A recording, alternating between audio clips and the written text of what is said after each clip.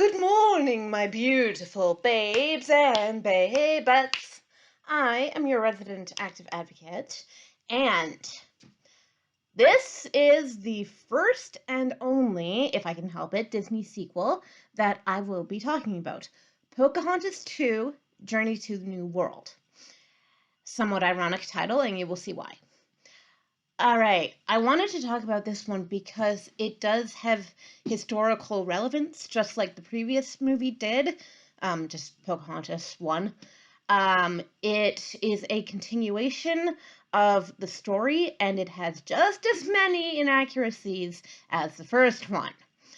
Not only do I want to address the historical inaccuracies in this movie, I also want to talk about the idea of racial passing, okay, and how that applies even nowadays in modern media.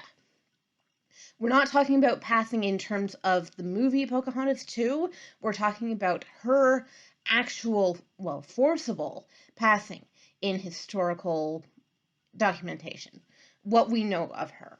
All right, so several years down the line from when Pocahontas' story with John Smith ends, you see that more whites have come to Virginia, have formed little towns and villages there, and are living in relative harmony with the indigenous. They still don't trust them, okay? That's made very clear at the beginning of the movie. They don't quite trust them. They don't quite get on the same terms as they would with one another, and so on and so forth. A new troop of whites arrives to the New World, and among them is John Rolfe. Now, historically speaking, Pocahontas and John Rolfe did marry one another, okay? That's pretty much where the historical accuracies in this movie end. Although Pocahontas was taken by Rolfe to England. All right, so Journey to the New World refers to Pocahontas going to England, which, as I say, is a somewhat ironic title because England at that point was being called the Old World and the Americas were being called the New World. Right, so in the movie, Pocahontas is taken by John Rolfe to England, and she is, for political purposes, more or less forced to absorb herself and subsume herself in English culture, in British culture. I should say British because this movie has staggering colonial overtones. She meets the royalty of the day. She goes to the fancy ball with John Rolfe. And, it is portrayed that the whole purpose of her visiting Europe to begin with is for the sake of forming out a political alliance between her people and the English.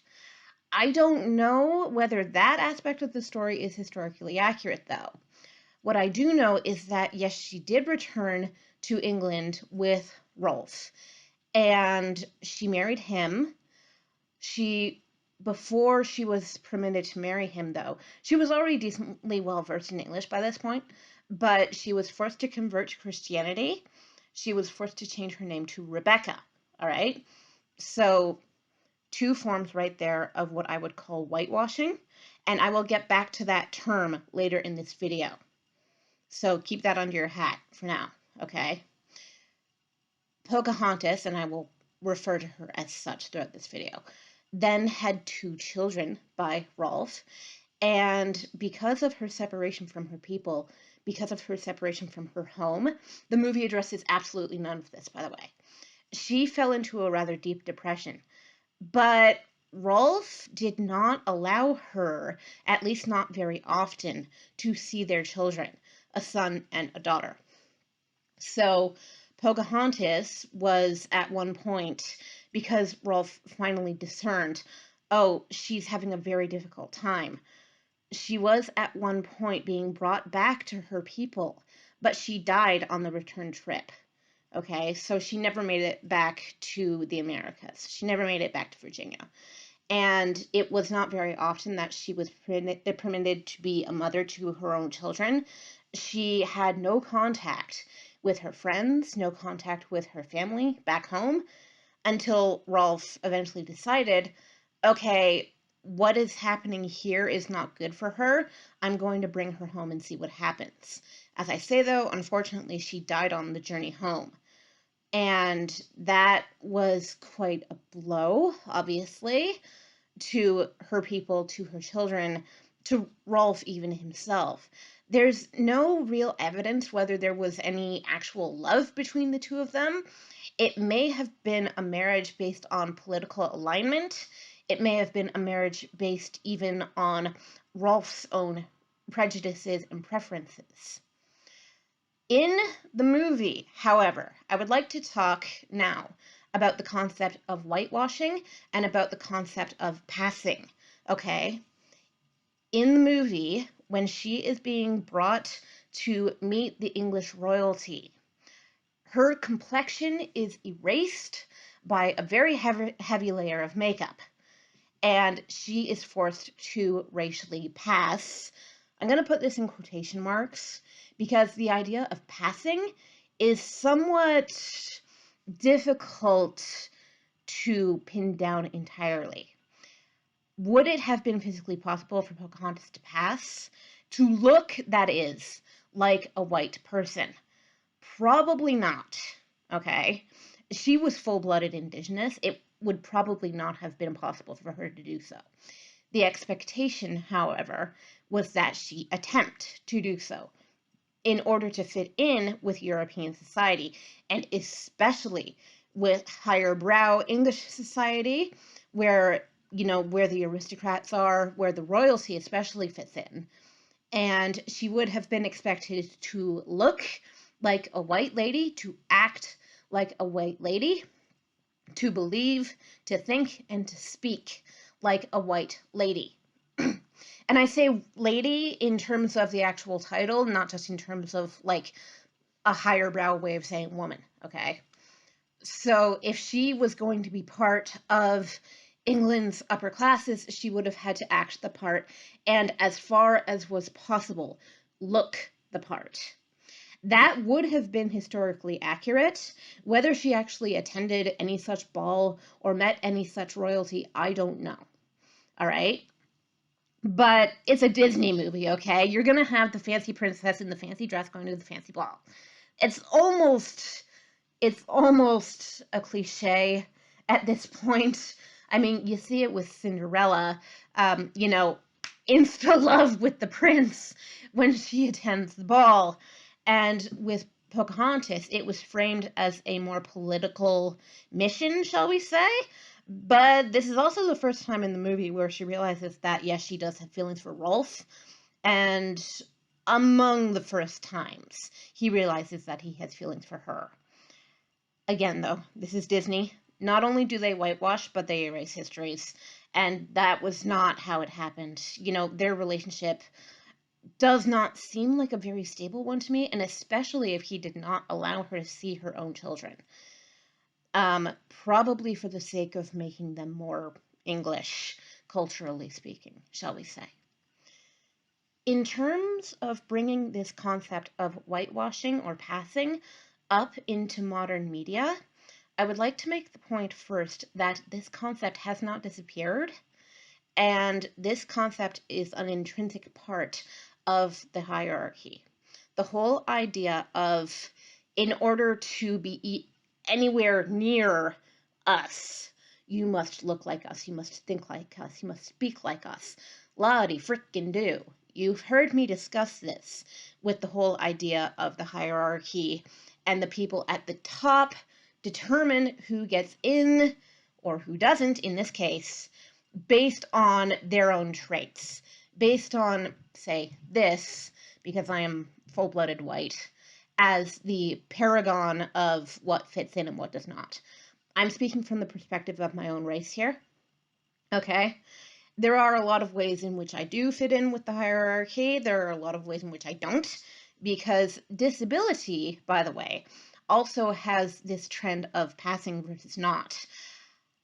In terms of my disabilities, y'all can tell probably by this point, even though I've told you out loud, but I mean, if this is your first time here, Y'all can probably tell there's something going on with my eyes here.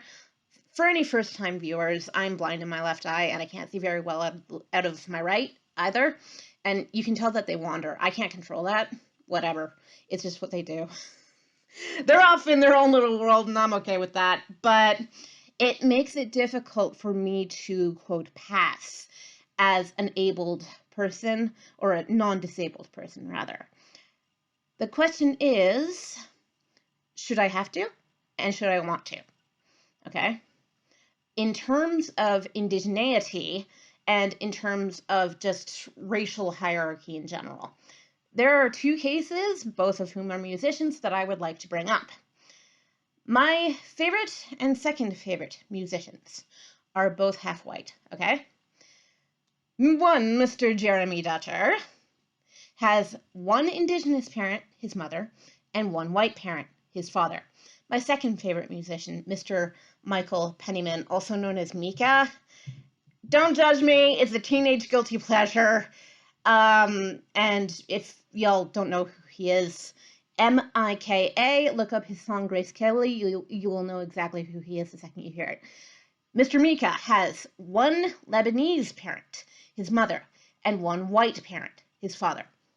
All right, so the difference between these two gentlemen is staggering in terms of their talent, but also racially. Can Jeremy Dutcher, quote, pass as white? No. No, he cannot. Can Mika pass as white? Yes, he can. And, all right, here's where this issue gets sketchy, because Mr. Dutcher, and no offense to Mr. Mika, but Mr. Dutcher is far and away the more talented musician, okay? I heard one song, and I was like, sorry, Mika, new man in town, move out, take your shit with you. Far and away the more talented musician, but could he fit in to the racialized white hierarchy? No. Why? Because he doesn't look white. Can he look white? Probably not. Does he want to look white? Probably not. He can want whatever he wants, but here's the thing. This whole idea of passing and fitting in and whitewashing is determined not by the person in question, but by the hierarchy. Conversely, Mr. Mika, far and away the less talented musician, no offense, Mika, I love you, but can he pass for white? Yes, he can. He has fair enough skin, darkish hair, darkish eyes, but fair enough skin, and yes, he can pass for white. Has he, or had he in his heyday, been subsumed into the, the mainstream media, the white culture determined media? Yes, he had been. I mean, you used to hear Grace Kelly on the radio all the time back in the early 2000s. I have heard Jeremy Dutcher once on the radio, once, and that was on the CBC. For anyone who is not initiated here, the CBC, Canada Broadcast Corp, is a Canadian radio station where they play, I believe it is exclusively, Canadian content. But they also play more niche or indie Canadian content. Dutcher would be considered that because he is Indigenous. However, he has also been given awards for his music, and he really likes to talk about the hierarchy and about how it affects him and his people. And in one of his speeches, he did say, our music is not niche. I fully agree. Here's the thing, though, as I say, the hierarchy is not determined by the people in it. The hierarchy is determined by who has control and who has historically had control of the hierarchy. All right? Mika does not have to try to pass. Dutcher, if he wanted to pass, would have to try to pass. Thing is, not only can he not, but he also doesn't want to try, or so it would seem, which is beautiful, beautiful. And he is an advocate for Indigenous rights, which again, beautiful, Bella, Lily likey. We like this. And no one should have to, because of the hierarchy, attempt to be someone they are not or someone they don't want to be. Dutcher, because of his level of talent, can do anything he wants, but it doesn't mean that he's going to be taken in by the hierarchy. It doesn't mean that he's going to be accepted as one of us.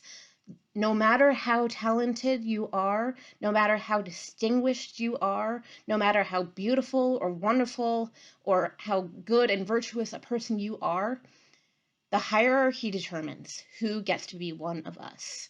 You could be Jesus freaking Christ. If you do not look like us, you can't really be one of us.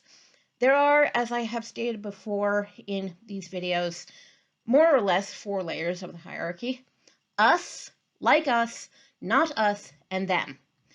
Mika would be somewhere between us and like us, most likely, because, as I say, he looks white, but he's also gay. So that's gonna, quote, force him lower down the hierarchy, right? Dutcher would be somewhere between not us and them, because not only does he not look white, but I'm 99.9% certain that he's also not straight. Don't know what he is. Don't know. I shouldn't say what he is. You know, that's not for me to judge or determine. I'm pretty sure he's gay, but there you go. That's also going to force him further down the hierarchy in terms of how that hierarchy is set up by the people who have historically formed it and owned it. And that's not good for anyone. I'm not even just going to be talking about people who are, quote, not us or them. I'm going to be talking about people who are also at the tippy top of the hierarchy. This is not good for you either. I'm not even going to say us, because I would be somewhere between like us and not us because of my disabilities, because of my sex, because of the way I talk like this, right?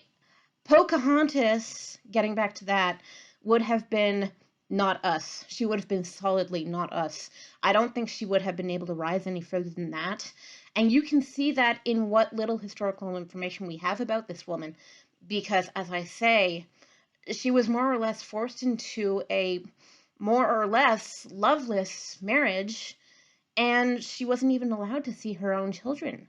You know, she had children. They could have been the solace of her separation from her people, but they weren't allowed to be, because they had to be brought up in the British strata. You know, they were closer to the British strata than she would have been, racialized as she was. So this whole idea of passing versus not passing, you can try whatever you want, you can do whatever you want, but you as an individual are not the one who gets to determine whether you pass or not, unfortunately. This, as I say, is also not good for the people at the top of the hierarchy, because the whole point of the hierarchy is to force more and more people out of the us box in order to determine much more solidly, much more concretely, who gets to be us. That, by the way, I'm about to use the F word, is pure fascism. All right? Because it's the very rigid separation of us versus them. And that is a very fascist thing to do. However, that is also a very historically prominent thing to do. And this shit is getting old. I could say that this shit is nothing new, which is also very true, but this shit is getting old, all right? And by old, I mean antiquated, I mean outdated, I mean ridiculous. We have to stop doing this to ourselves, because not so very long ago, I'm half-blooded Irish. Irish were not considered us, no matter how white we are. Not so very long ago, I'm also 25% Italian, you can tell by my surname. The Italians were not considered us. You know, they were much lower down on the hierarchy, especially because of the language difference. Ireland, it was because of colonization by the English, and in large part because of language difference, because they had Irish and they had Gaelic. Those sunk in prominence as languages as Ireland was further and further colonized by the English. With the Italians, though, they never spoke English. They never lived close to the British Empire. But at least in terms of the Northerners, they were white enough. But in terms of, say, Sicily, good luck! Good luck to you within that hierarchy, because not only would you speak a different dialect of Italian than the mainlanders, well, even between mainlanders, there are many different dialects. Like on one side of the Apennines, you'll have these dialects on the other side of the Apennines, which, by the way, an Italian geography is very simple. The Apennines would be the zipper running down the side of the boot, okay? Go find yourself a map of Italy. The Apennines kind of dissect the country in half. But on the other side of the Apennines, there would have been all these other different dialects. And then Sicily is a completely different thing. So if you're Italian, good luck to you, especially if you're Southern Italian.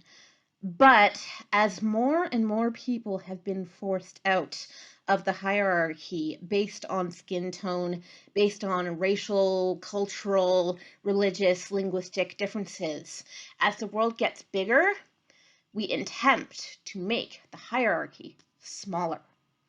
And that, as I say, is pure fascism. And it needs to end. Please end it. Do your part to end it. No matter where you are on the hierarchy, you can help someone who is beneath you. Quote, beneath you. Because as I say, individuals do not determine this. The hierarchy itself determines this. The people who set it up have a hand in determining this, but this beast is so far out of hand now. This beast is so big with so many wings and so many horns that it's even gotten out of the control of the people at the very tippy top of the hierarchy. Though they are still the ones more often to attempt to force more and more people out.